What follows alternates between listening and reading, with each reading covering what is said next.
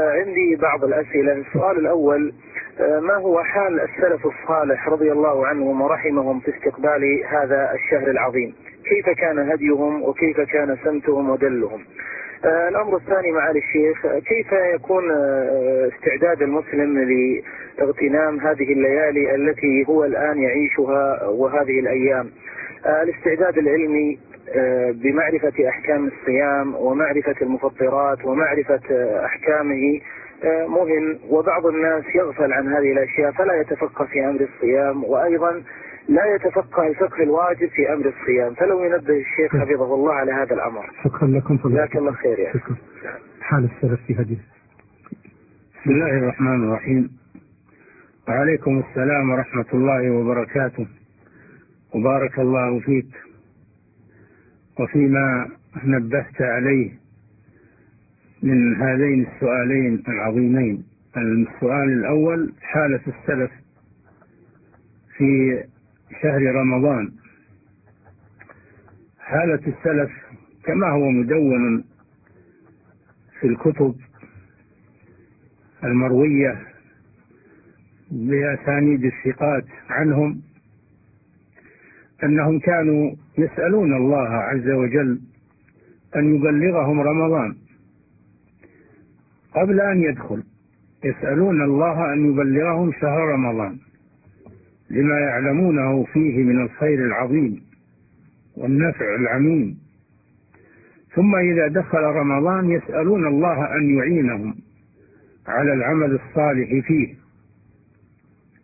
ثم إذا انتهى رمضان يسألون الله أن يتقبله منهم، كما قال الله جل وعلا: الذين يؤتون ما آتوا وقلوبهم وجلة أنهم إلى ربهم راجعون أولئك يسارعون في الخيرات وهم لها سابقون.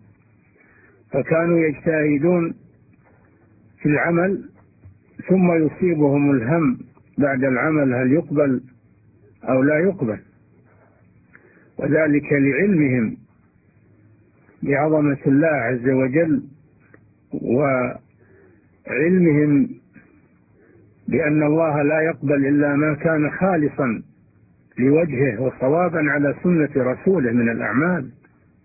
فكانوا لا يزكون أنفسهم ويخشون من أن تبطل أعمالهم،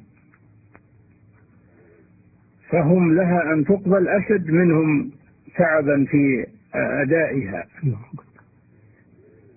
لأن الله جل وعلا يقول: إنما يتقبل الله من المتقين. وكانوا يتفرغون في هذا الشهر كما أسلفنا للعبادة ويتقللون من أعمال الدنيا، وكانوا يوفرون الوقت للجلوس في بيوت الله عز وجل، ويقولون: نحفظ صومنا ولا نغتاب أحدا، ويحضرون المصاحف ويتدارسون كتاب الله عز وجل. كانوا يحفظون أوقاته من الضياع، ما كانوا يهملون أو يفرطون كما عليه حال الكثير اليوم، بل كانوا يحفظون أوقاته الليل في القيام والنهار بالصيام وتلاوة القرآن وذكر الله وأعمال الخير. ما كانوا يفرطون في دقيقة منه أو في لحظة منه إلا ويقدمون فيها عملا صالحا. هذا عن السؤال الأول.